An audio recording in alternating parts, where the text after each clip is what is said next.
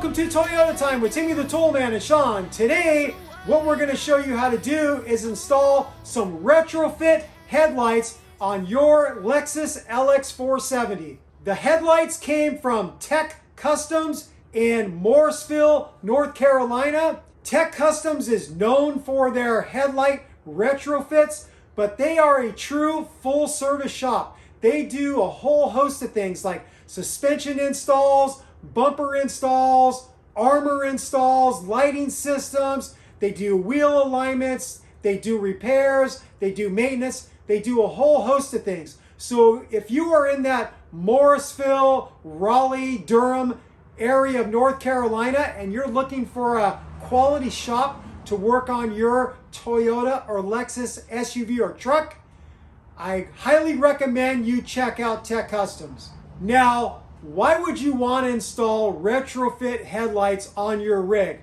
Well, the main reason is the increased illumination that you get from a set of retrofits. The light output is night and day compared to your OEM headlights. The amount of light that these things put out is extraordinary. It can actually save you some money down the road if you're thinking of doing aftermarket lights. So instead of buying some expensive aftermarket bumper lights, you can get away with just your headlights because the light output is that good.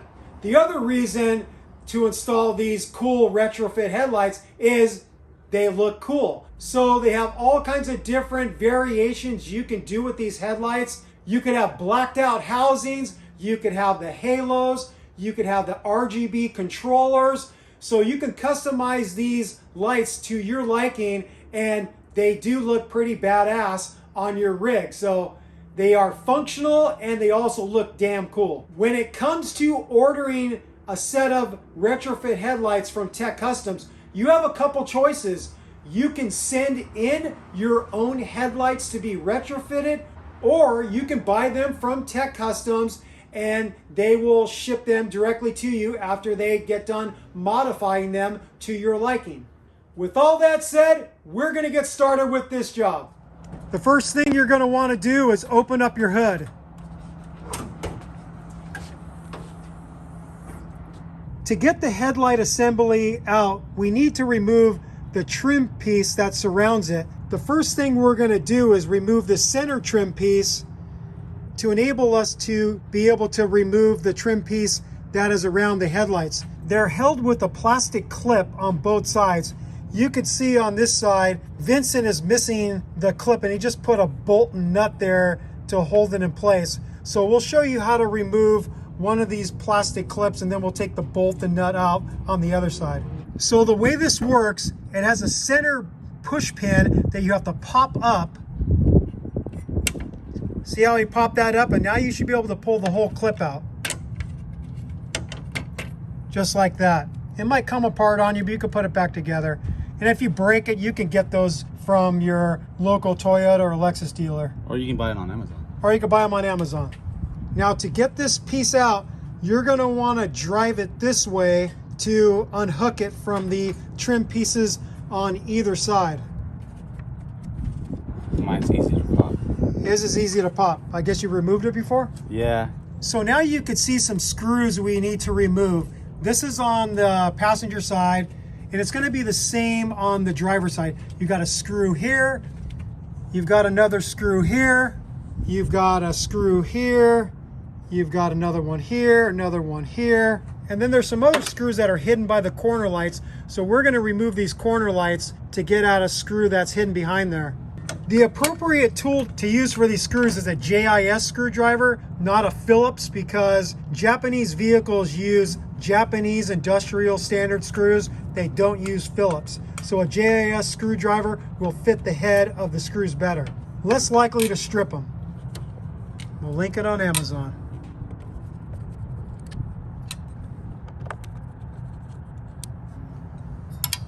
So now with those upper screws removed, he can remove this trim piece. And we're going to do the same with the other side. For this screw on the side, you don't have to take it all the way out because the trim piece is slotted and you could slide it out. Now, this trim piece is held in with some clips. And on Vincent's truck, the clips are kind of broken, so they're not really holding all that well. But there's a few areas where you could get in with a plastic trim removal tool and help pry it out. When we remove the trim piece, we'll show you where those clips are so you'll know where to pry with your tool. This is an example of a plastic trim removal tool, something like this that you could get in between the bumper and this piece and pry towards yourself. So go ahead and remove it, Vincent. Make sure you lift it up right here. Yep. Pulling this out, you can see that there's a clip right here. I don't know, maybe that used to be a clip there too. And there's one on the end. So if you have installed an aftermarket bumper like Vincent has, you might have the same situation where this thing isn't held on very well with the clips. If you had an OEM bumper on here, then you're most likely going to have to get in between the trim piece and the bumper and pry out to release those clips. So he cut the trim piece that actually housed the female side of the clip, and that's why he doesn't have them. Okay, now that makes sense. Yeah, to install the bumper. All right, so we're gonna do the same with the other side. Next, we're gonna remove the corner lights. You can see that Vincent put some painter's tape on his fender to protect the paint in case we have to pry from this side to pop out the light, but we should be able to grab it and pull forward right from here because we have that space. And you could do the same if you have a OEM bumper. You could get in here with your pry tool and pry out right here. There's one JIS screw that we have to remove to be able to pull the corner light out. Vincent's struggling. You might have to pry from the other side. You could grab from here maybe. See? There we go. It took a little bit of persuasion. And then if you want to remove it all the way, you can push the button and release it, or you could just twist this and pull the bulb out like that. So whatever way you want, or you could just leave it hanging there and then reattach it once you take this bolt out so you can remove the headlight assembly. So now we're going to remove the headlight assembly. It's held on with 10mm bolts and it looks like one clip. So I'll start on the inside here. There's a 10mm bolt there. There's one there. There's a clip right here, that same type of push button clip. And there's a 10mm bolt there. And looking underneath, I don't see anything else. I think that's it. Before we remove those bolts and the clip, we have to twist out the bulbs. And Vincent has some aftermarket LED bulbs in these headlights, so it's going to look a little different for you if yours is completely OEM. So you just twist it and pull it out. There's that one. Then he's going to do that one. You have to check out this clip right here. Is that how the OEM one is too? Yeah. Okay. For the low beams, there's a clip right here. You got to press it down, pull it out, and then you can remove the bulb. I was having a hard time because this thing came with a heat sink and it was kind of stuck with the cable. So as long as you get it out of the way, you should be fine. Now that both bulbs are disconnected from the headlight, we are going to take out those 10mm bolts and that one clip that attaches the assembly to the fender. Sucker stuck, huh? Yeah. This one came out of two pieces too, but he's got it out. Now he's going to zip out the 10mm bolts with his Milwaukee ratchet. So he's using a Koken socket made in Japan. The cool thing about the Koken sockets, they have a little ball bearing that holds the fastener, whether it's a nut or a bolt, and it lessens the chance of you dropping and losing that fastener somewhere in your engine. So these are a nice design.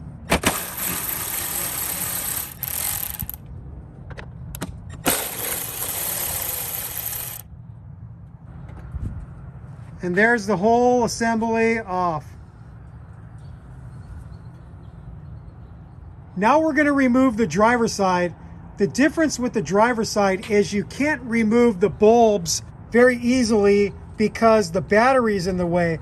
So what you can do is you can remove the headlight assembly and hold it while you're twisting the bulbs out from behind. Or if you want, you can remove the battery so you can disconnect the bulbs before you tackle disconnecting the headlight assembly. It's up to you.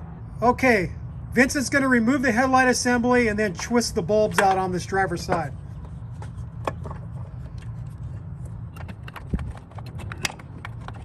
Okay, there it is. And you should be able to remove that one. And so there it is there. This is how you remove the headlight assemblies from your Lexus LX470. Like I said in the video intro, you have a choice of either sending in your own headlights to be retrofitted, or you can buy the headlights directly from TEQ Customs. Vincent is choosing to send his in to be retrofitted, so he's gonna box these things up really carefully with a lot of bubble wrap and protection so they reach Morrisville, North Carolina in one piece. TEQ Customs has told us that they have seen a lot of headlights arrived broken, so they highly recommend that you insure your package, whether you're using UPS or FedEx or whatever other shipping company, like maybe the US Mail. Make sure you insure the package, because these OEM headlights are very pricey and you wouldn't want them to arrive broken and now you're out all that money. So we'll be back once TEQ Customs rebuilds these for Vincent, and we'll show you how to get them installed. We got the headlights and the corner lights from TEQ Customs. Now we're going to show you how to install them. Before we get started with the install of the retrofit headlights, I wanted to show you a difference in the adjusters that you might see. This style right here is the original type of adjuster that came with the headlights. But if you had to replace a headlight for some reason, the new design has an adjuster right here, and this makes it a little bit harder for you to adjust the height of your headlights because it's back there, and definitely on the driver's side with the battery in the way, it's going to be hard to be able to adjust the headlight with the headlight on the vehicle. But we're going to show you a way you can do it with the headlight still attached to the vehicle. For these blacked out corner lights that Vincent bought with his retrofit headlights, they are set up different than the OEM corner lights. Instead of having a 2-wire plug, it has a 3-wire plug. So one wire is the constant 12-volt power, another one is the ground, and then the third is for the turn signal. And if you have regular corner lights with 2 wires, then the wiring's going to be different for you. We're going to start off by showing you the wiring for stock corner lights with 2 wires, and then we'll cover how we're going to handle this 3-wire connector on these blacked out corner lights. Some of the wiring that we're going to show is just for if you have the halo option for your retrofit headlights. If you don't have halos, then some of what we're going to show you isn't going to relate to you. You just have to know that when you're watching the video, that when it comes to the wiring for the halos and you don't have that option, you could just skip ahead.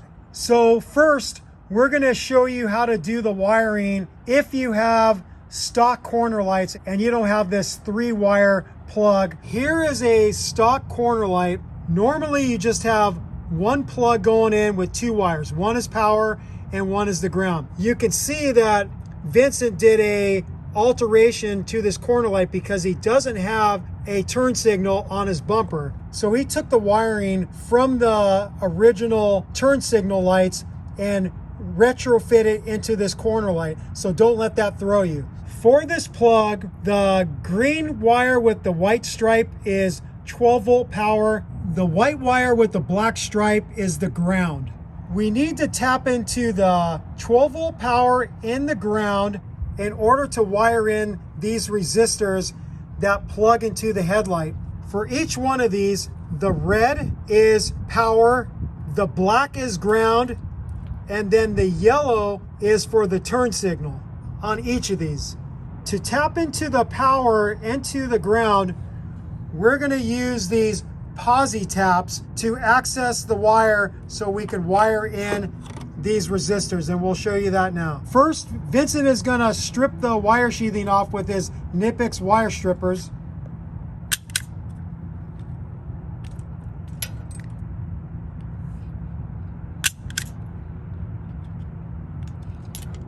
And he's just going to twist those together with his fingers. Now he's going to grab his posi tap, and you might have to cut some of the split wire loom back a little bit to get a little more room. So you can see how this works. You insert the wire, and then as you screw this together, the spike pierces the wire, and then you've successfully accessed your 12-volt power or your ground wire. He slid it over the power wire, and then he's going to screw it in. Okay, that's into the wire. Now he's just got to get the other wires attached to the opposite end. And it just basically smushes the wire in there. He'll show how you do it. So you slide that piece over, and then you just join the two by screwing them together. So now we're going to tap into the ground. He's got the wires stripped. He's going to tap into the ground wire to the corner light plug. He's got to join the two black wires together to both resistors. The same thing, slide it over and then join it to the other end of the posi tap.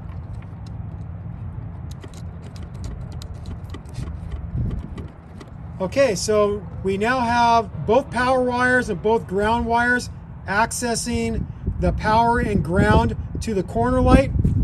And then now we have to do the turn signals.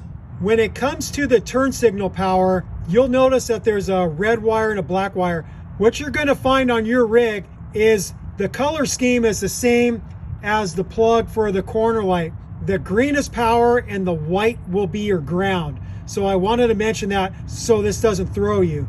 So Vincent is now going to tap into the power wire for the turn signal and connect up these yellow wires to that circuit.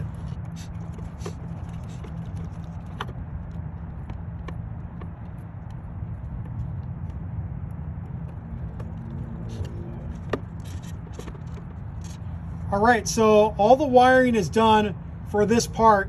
Now we're going to plug in these resistors to the backs of the headlights, and we'll show you how it works. Here's the two plugs that those resistors are going to plug into. It doesn't matter which one you connect into which plug. They can be plugged into either one. So he's going to plug those in now. There's a notch and a groove, and also there's an arrow. You can see the arrow right here. Okay. Should go easily. Push it. And now we're going to plug in the plugs for the headlights. So now we're going to test this out, just make sure it works. Okay, the headlights are on, so the headlights and the halos are working. The corner lights have power. Now he's going to turn on the turn signal. And you'll notice that the turn signal that Vincent added to the corner light is blinking in sequence with the halos. So that's a cool function of the TEQ custom headlights. You not only have a regular turn signal, but you also have your halos blinking, which is pretty darn cool.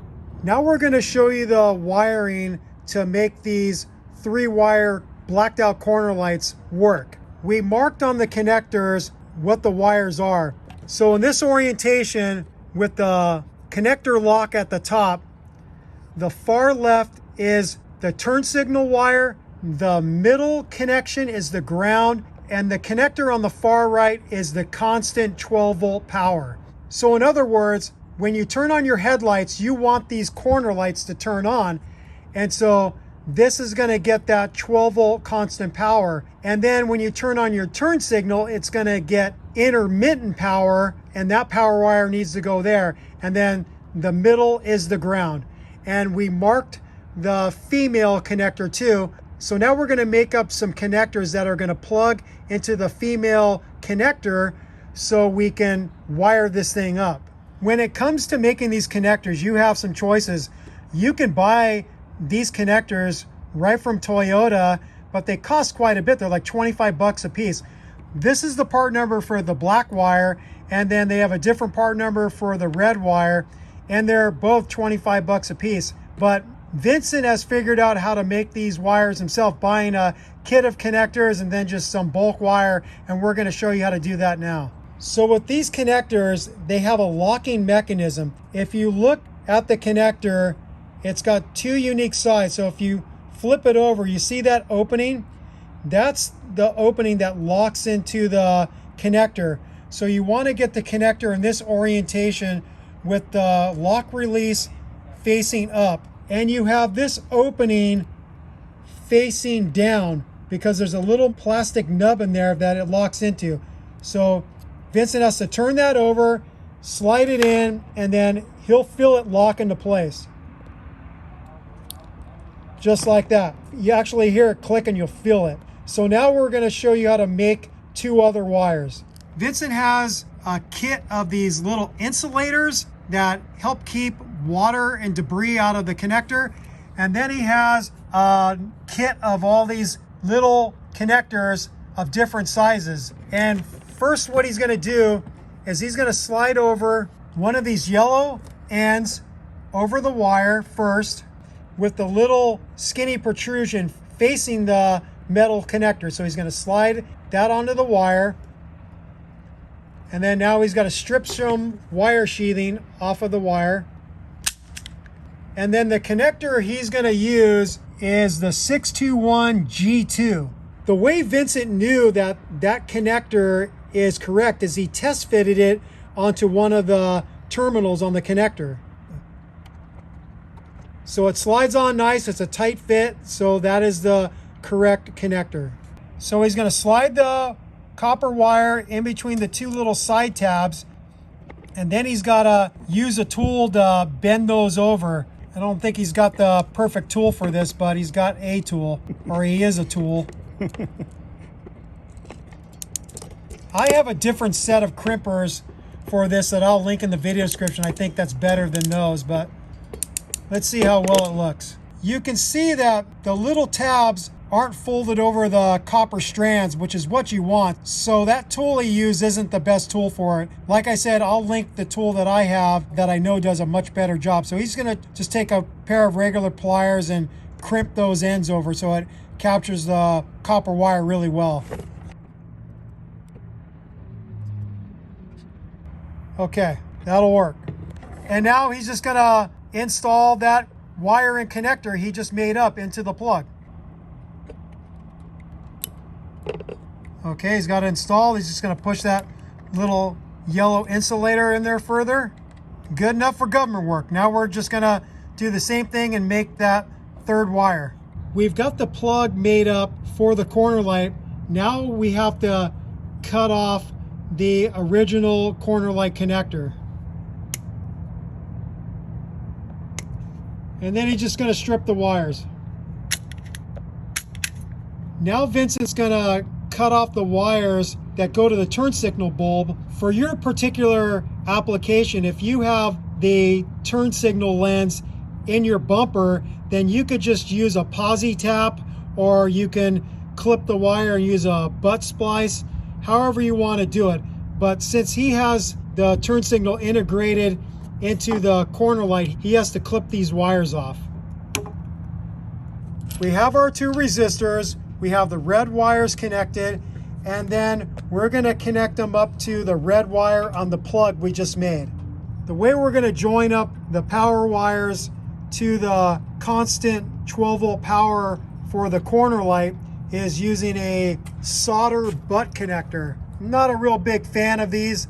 I like the ones that I use, which is a shrink butt connector where you just crimp the wires. This has a little dollop of solder in the middle, and I'm not impressed with these things. You could just solder the wires together and use some shrink tubing. However you want to make these connections, it's up to you.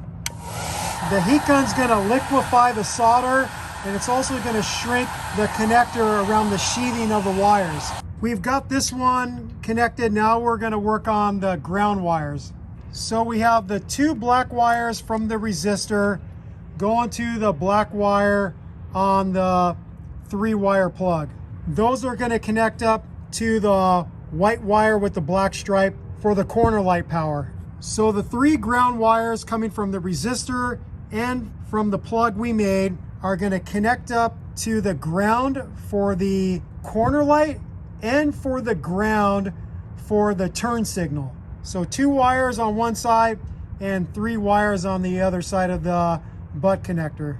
Vincent did find a shrink butt connector like the ones I use, so we made the ground connection with one of those, and then now the final one we have to make is for the turn signal. So the 2 yellow wires from the resistor go to the green wire we made on the plug, and then it's going to go to this red wire. It's normally green, but this is an extension wire that Vincent made for that modification in the past. So this will be a green wire for you.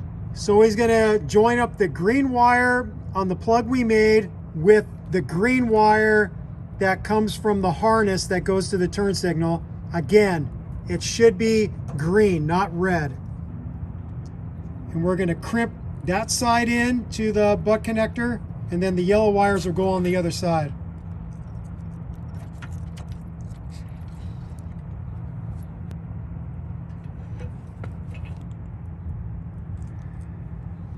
Okay, we've got them crimped into the shrink butt connector. Now we're just going to get our heat gun and shrink the connector around the wires.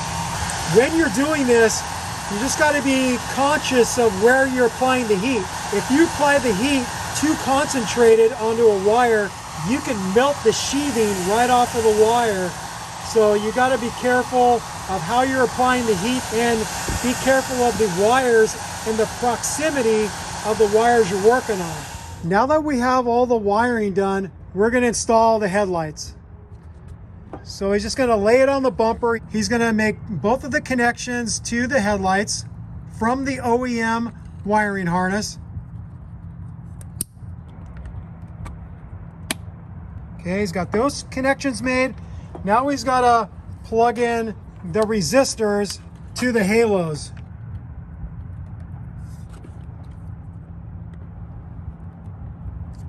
All right, all the connections are made. Now he's going to connect up the corner light. Okay, the corner light's connected, and now we just have to get it all fastened in place. So we had to get the corner light out of the way, and there is a bolt connection right there that Vincent's going to make.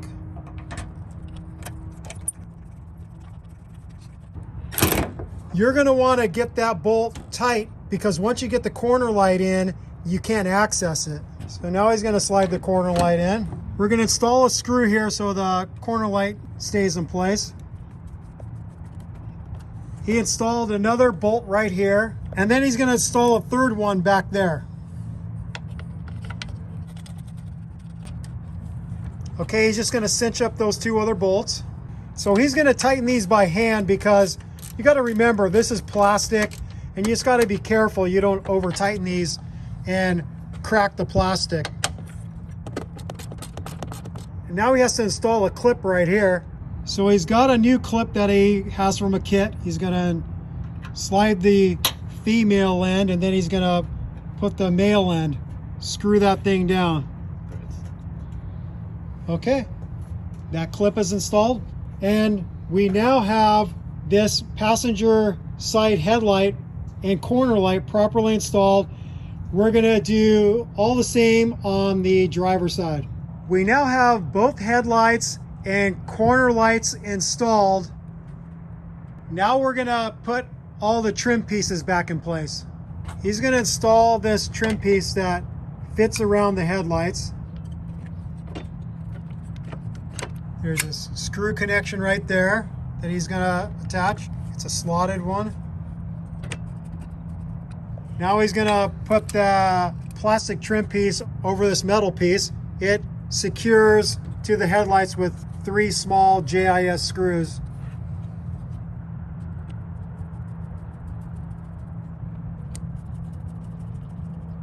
We're gonna repeat the same things on the driver's side. He's screwing in this metal piece that goes around the headlight into this center little cross member here.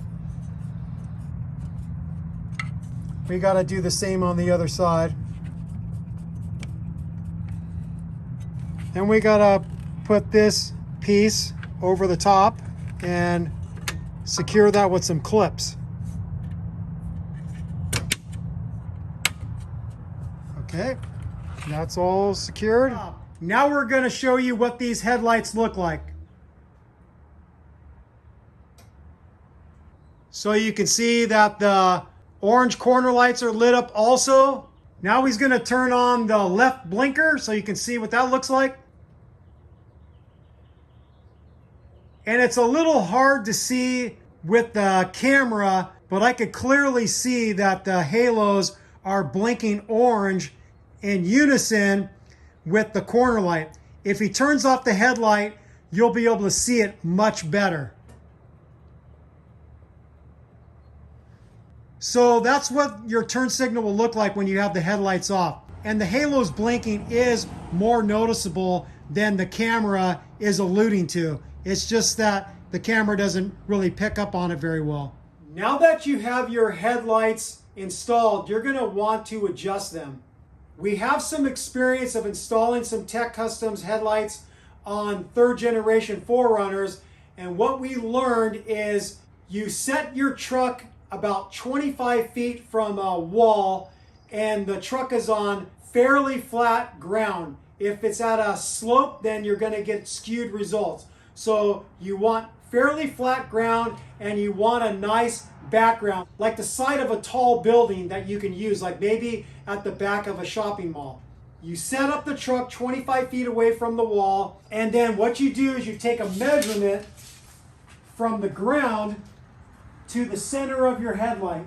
So that looks to be 40 inches. And then you go over to the wall that you're using to set your headlights, and then you mimic that measurement on the wall. Now, TEQ Customs suggests that if your truck is lifted like Vincent's LX470 is, that you drop the value by a couple inches. So I got 40 inches from the ground to the center of the headlight. When I make a mark with some painter's tape on the wall that we're using, I would put that painter's tape at 38 inches. But since Vincent has a positive rake, the rear end of his truck is higher than the front end. That means his headlights are pointing downward a little bit. So that suggestion isn't going to really work for Vincent. He should, at the very least, measure the same value on the wall that he gets from the ground to the headlight and then see what it looks like. And if the headlight is a little bit too high and he's blinding people, or it's too low and he's not getting the amount of illumination down the road that he would like, then he's going to have to fine tune it. Sean and I did make a video of installing TEQ Customs headlights on our third generation 4Runners, and we go through the whole adjustment process in great detail.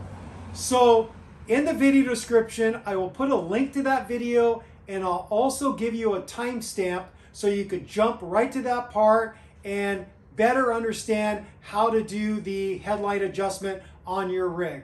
Now remember, I talked about the difference in the types of adjusters you can find. One of them is really easy, the old style. You can just get onto it with a JIS screwdriver and make the adjustment simple. The type that has the adjuster down low, that's going to be a little bit problematic, especially if it's on the driver's side with the battery in the way.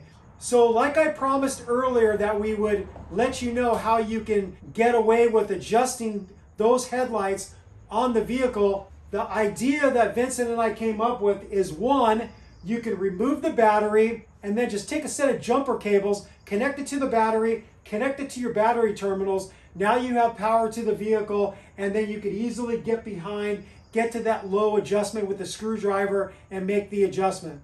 Another way is if you have one of those portable battery jumper packs, then you can hook up the connectors to your cables with a jumper box, and then you can power your vehicle like that while you're adjusting your headlights with the battery out of your way.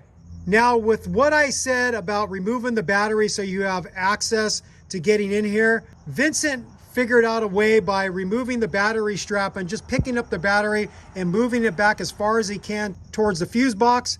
He's able to get in there with a small ratchet with a straight screwdriver tip. And he's able to get his hand back down in there to be able to get to that adjuster. So if you have something similar, like a little tiny ratchet with a flat screwdriver tip, you can also get away with doing that. Now what Vincent and I are going to do is we're going to take the rig out for a drive on some really dark roads and show you how well these headlights work. Before we get going on our test drive to show you how well these headlights work, this is what you're after. You're looking for both beams being very equal across the wall that you're using to adjust your headlights. So this would be the driver's side right here, and this is the passenger side. And so you can see it's a nice even line to where you're going to get equal illumination on both sides of the roadway while you're driving. So let's get going on the test drive. All right, Vincent and I are on Sierra Road above San Jose. You can see the nice city lights, and we have a nice dark road to test out these TEQ Custom headlights. Here we go. We're going to start off with just the low beams. All right, here we go. So you can see how nicely these headlights illuminate the roadway. This is just the low beams.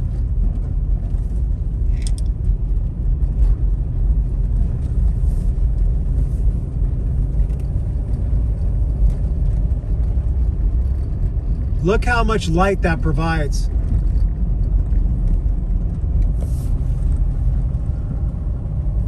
All right, now we're gonna test out the high beams.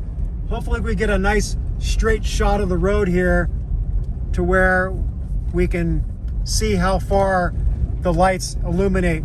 Okay, this is low beams, now high beams. Pretty damn good. Do it one more time, low beams, now high beams. Yeah, look how much of the road you see.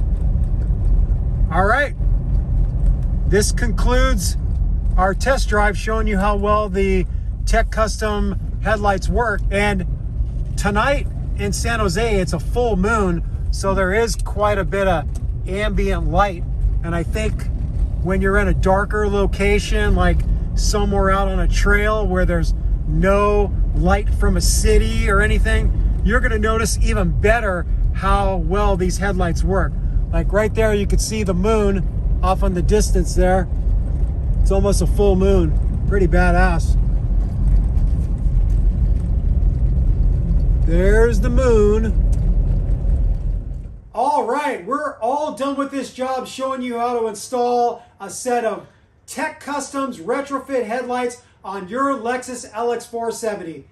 As you saw, it's not that complicated. Most of the work involved is doing the wiring, and I hope what we showed you is going to help you with your install.